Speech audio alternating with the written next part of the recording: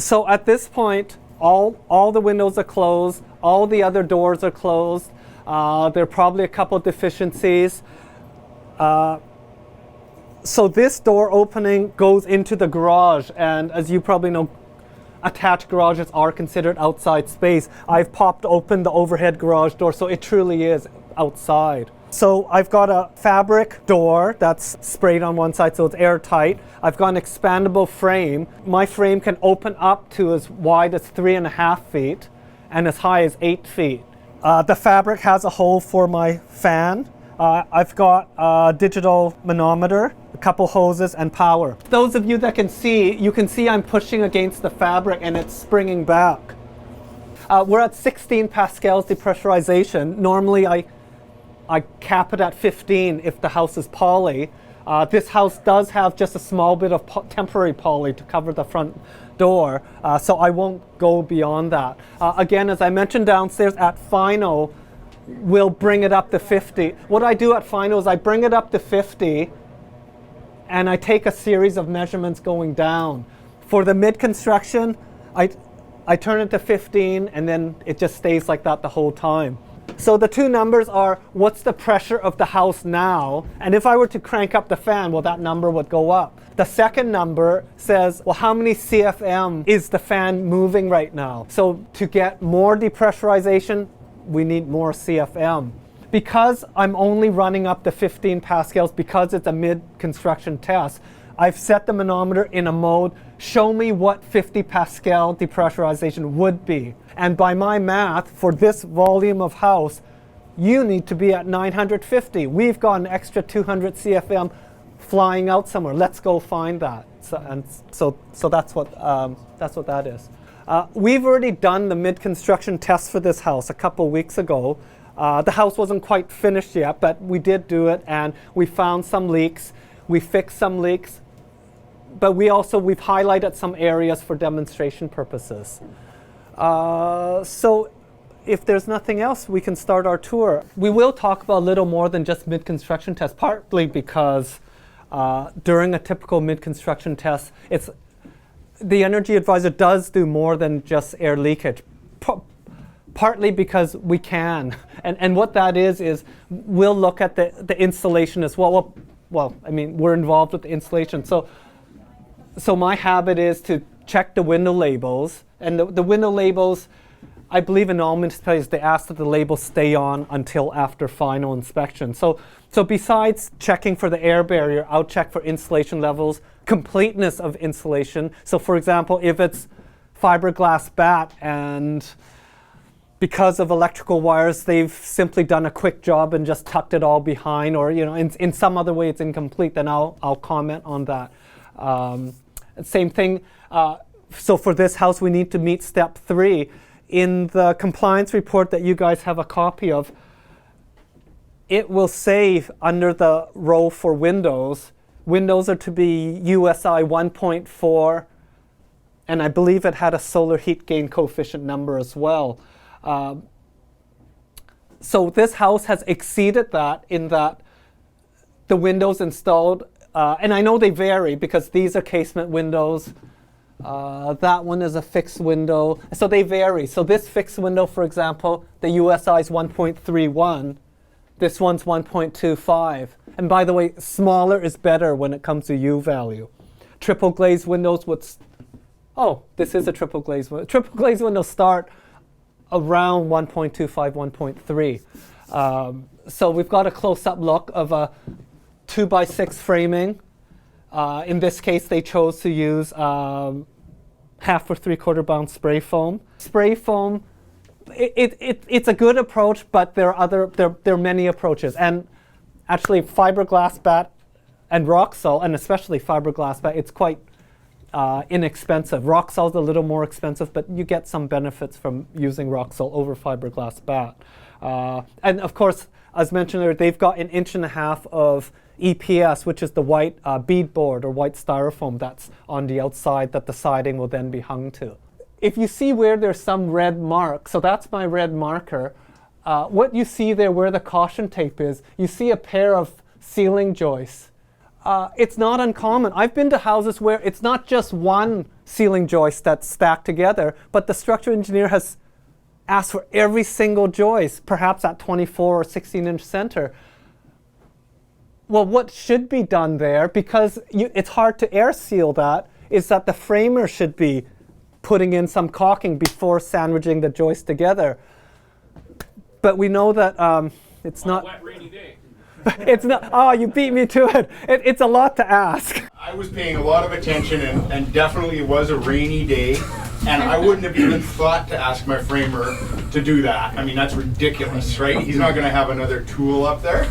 I, as a journeyman carpenter, wouldn't have done that, although... Especially being tied off as per work safety. Yeah, in the past I have been that crazy, but not on a house that's this complicated. I thought, I'll pick my battles. So, and you have to. But if that was a multiple laminated truss or joist going out, you see them all the way from the basement all the way to the top. It is, if you're really, really trying to get it tight, to put a bead of caulking down each lamination at the plane where your air barrier is would work.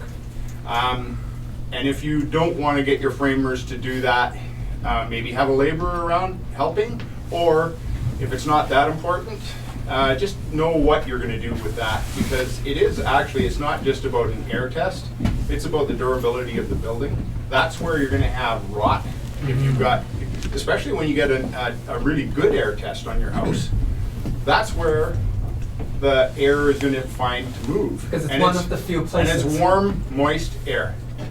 And if it doesn't get a chance to dry out, that's exactly where you're going to have rot.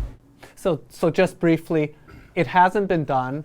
What could be done now? You could run the bead right across, but then what about above? If we can create more resistance, although not eliminate it, it's still helpful. Okay, so enough of that one.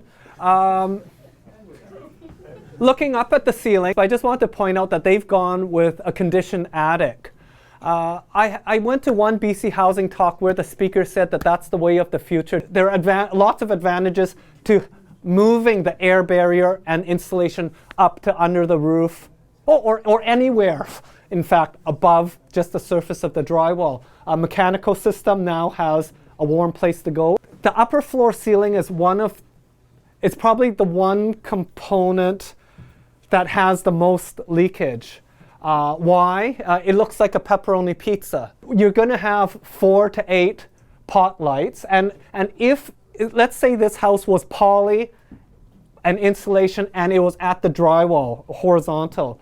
Well, it means that these conventional pot lights, they basically are a penetration into the air barrier. So each pot light, furnace duct, perhaps AC duct, I'm not sure if that is AC, but just imagine, AC duct, speakers. So it's a lot of saved dollars from the labor perspective and better air leakage. So it's 2 wins here. And even though I'm speaking to the benefits of a conditioned attic, spray foam isn't the only way.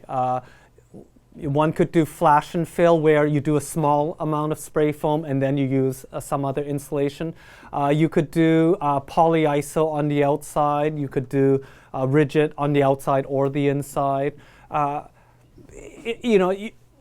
As you're thinking about this, you may be thinking, oh, gee, that's weird. I don't think I can do that. I suppose it's like any new technology that's pushed on us. I mean, in this case, it's not being pushed on you, of course, but there are advantages. But builders tell me about when rain screen came in and how people kept getting it wrong. Well, now the guys who do rain screen do it in their sleep.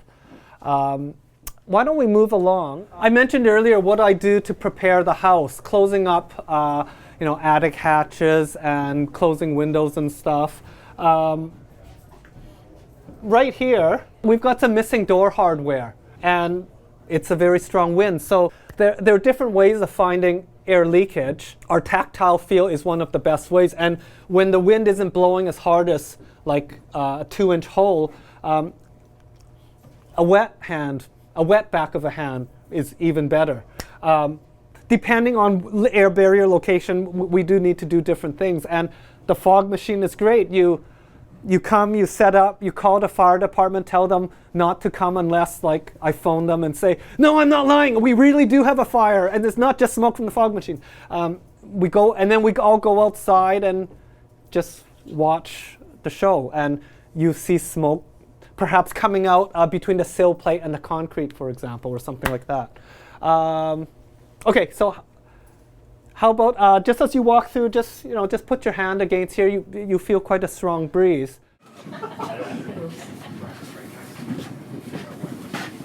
You see another arrow here. In this case, we saw fluttering. So lo and behold, where this arrow is, the foam didn't expand into itself. But it's kind of neat, right in the middle of spray foam, and there's air blowing through. So guys, we're at our one location of poly. You can see, it's a good thing they did a good job of stapling. You can see as I push against here and it pushes back, it's a fair pressure. So I just want to point out a couple things that I regularly see that insulators may be doing now, but will quickly learn. So one thing is, when you've got acoustical sealant, you don't need to press it down, do you? Because the drywall is going to do it. And therefore, insulators often don't push it down. But the problem is, well, one, at mid-construction, we've got a whole lot of leakage if it's not sealed to the acoustical sealant. You might say, oh, but Stan, that's just because of this dumb test that the government makes me do. But no, if you make it your habit to not press down, what happens when there's an area and the insulator's putting up poly and there's actually not going to be drywall there? Or what if the acoustical sealant is put between the bottom plate and the subfloor? The drywall may not even get down to there to push against it. Certainly in an area where we have testing, but in general, we ask that our insulators seal that down. The same can be said for tape. I was at a house a little while back, long stretches of tape. They tacked it on and then that was it. They just walked away. But it wasn't actually sticking in the middle portion. So like the acoustical sealant, they should be just running their hand across it. Just touch on a few other things. I mentioned earlier that mechanical systems aren't sealed during final. During mid, what has happened is insulators who know that they could be on the hook or could be called back after mid-construction when deficiencies are found. They're an adaptable bunch. They've learned to push against the sealant, push against the tape. Well, they've also learned to seal just about anything that can be sealed just to get a better number. So I've seen the practice change. So now bath fans are all sealed over, attic hatches covered over, pot lights covered over, electrical outlets, if this were an exterior wall, covered over. So we actually have an unrealistic situation at mid-construction. It's not bad because if the purpose of the mid is to find leakages, I mean, we're still able to find them. But in somewhere like Vancouver or somewhere else where you need to meet a certain target, it's not the whole story. So what I do now is after the test is done and they've got a passing grade, I say to the builder, hey, you've passed, don't worry, but hey, I would like to go and check out your pot lights and, oh, where's my knife when I need it? I'd like to cut a hole through the poly in your pot lights and let's see how it is. More often than not, I punch a hole through where the light bulb goes, and air's streaming through. So either the acoustical sealant's not tight or the electrician didn't seal where the wiring goes through or where the screws or the frame of the pot light goes through, it's not sealed. And so I'll do this after the test. So I'm not necessarily creating more work for them. It's purely for education. I'll show them, hey, feel this, and then they'll look at it. And the first question is, where is that coming from? And then we talk about, well, what are the possibilities? And then they may choose to take action or they may not. If it's a place where they have to meet a certain target and they've just made it, then I would say, hey, you should do something about that. Because at final, every single one of these pot lights are going to be opened up. Generally, at final, you can, I shouldn't say expect, your final result may be about 50% better than your mid-construction test. Oh, bathroom fans. Dave, does this Can you remind me, does this house have bathroom fans? All of them are HRV, and one of the reasons for that is you don't have more penetrations. Each HRV has an in and an out through the envelope, and then all of the bath fans go into that. So you don't, if with 10 bathrooms or whatever, you don't have 10 penetration. But at final, I'm doing this air leakage test as part of a federal Energuide assessment, and there's a protocol to follow. And that protocol is, in a short phrase, as operated by the occupants. Other programs like Passive House R2000 may be different. It may be that we're only interested in intentional leakages. But for this test, what Langley will require for step code, it's part of Energuide. Energuide wants to know all leakages when the occupant is living here. So long-winded way of saying bath fans will not be sealed, and same thing with any other ventilation. And therefore, what Dave just said, by choosing not to use exhaust fans in every bathroom, and the typical house has 6 to 7 bathrooms, which means 6 to 7 bathroom fans, which means 6 to 7 4-inch diameter ducts, although with a couple bends perhaps. You're also going to have principal ventilation as per BC building code. More often than not, HRV is the ventilation system of choice. So you're going to have that HRV in the house anyways with the ductwork. And by the way, like the bathroom fans, the HRV also must not be sealed as well. Well, now given that, okay, I have to leave the HRV open. Well, why not at least get rid of all the bath fans? Because the HRV, it's a fan as well. In my own home, I also have HRV serving the bathrooms of my home. I simply go up to an electronic switch, press it a couple times. The fan down in the crawl space runs at a higher speed, and that one opening for only that bathroom opens up larger. And so through airflow physics, we get greater flow in that bathroom where I've punched up the number. Anywhere that allows small homes, I believe it needs to be single story and of a certain square footage, you're allowed to essentially just have one bathroom fan exhausting, I believe, full time, and a couple vents. They're basically just holes in the wall at a certain height in either bedrooms or living spaces. So that sounds quite penalizing, that the building code is telling me I got to build airtight, but the building code is also telling me I need to get a knife and cut this hole out for fresh air. I suppose it would be the same if you needed makeup air for a big powerful hood fan. The good news there is if you have a ventilation duct of that sort, as long as it's adjustable, as in think about the round ducts that look I think they look like a donut, but that might be just me. But they're the ones that you find on HRVs, and you can screw them a little more closed or a little more open.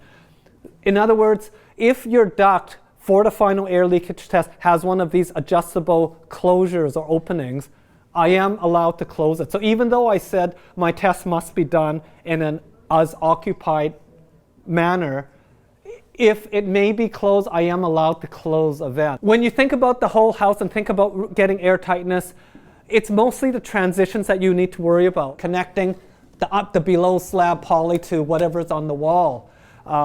Concrete to sill plate, depending on what your air barrier is. You're going to have a gasket, but that gasket, it may do an okay job. Its primary purpose isn't for air sealing. A bead of caulking would be great. Top plate to joist to subfloor on. So, you guys know homes really well. I'm sure you already know where all the transitions are. Perhaps you haven't thought about it because you've never been pushed to think airtightness, but it is at those various places. Let's head downstairs. Any electrical or plumbing that goes through your exterior wall, you need to do a good job. And I know normally tuck tape is what's used, but tuck tape is extreme. It's cellophane-like. It's not very stretchy, so you got to do a really careful job, or even better, find a tape that has some give, like a Sega tape. Let's just walk this way. I'll point out one more thing, and if you can see where the arrow is here and putting my hand here. Again, it's simply that it was forgotten, and in this case, again, it could be, I suppose, tape, or maybe better would be some spray foam fit in there. So all around this circular opening, there's no sealing, and so there is leakage there. So just one more thing to keep in mind. So that's it for the tour.